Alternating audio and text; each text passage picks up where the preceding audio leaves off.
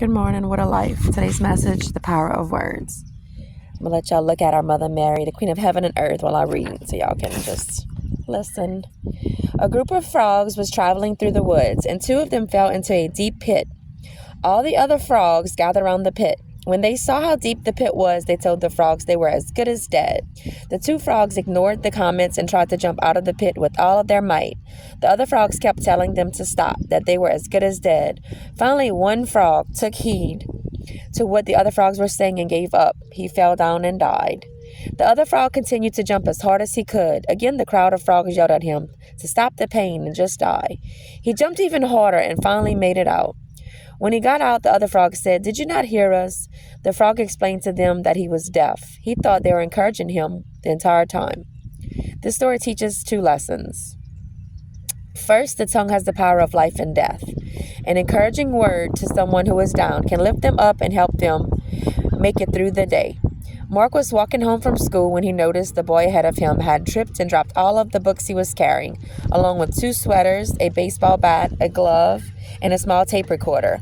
Mark knelt down and helped the boy pick up the scattered articles. Since they were going the same way, he helped carry part of the burden as they walked. Mark discovered the boy's name was Bill. He loved video games, baseball, and history, but was having a lot of trouble with other subjects. Also, he had just broken up with his girlfriend. When they arrived at Bill's home, Bill invited Mark in for a soft drink and to watch some television. The afternoon passed pleasantly, with a few laughs and some shared small talk. Then Mark went home.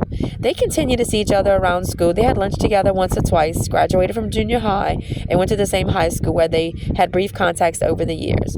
Finally, the long-awaited senior year arrived. 3 weeks before graduation, Bill asked Mark if they could talk.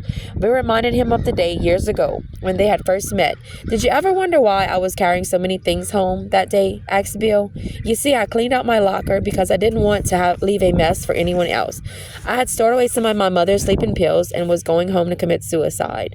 After we spent some time together talking and laughing, I realized that if I had killed myself, I would have missed that time and so many others that might follow. So you see, Mark, when you picked up those books that day, you did and said a lot more.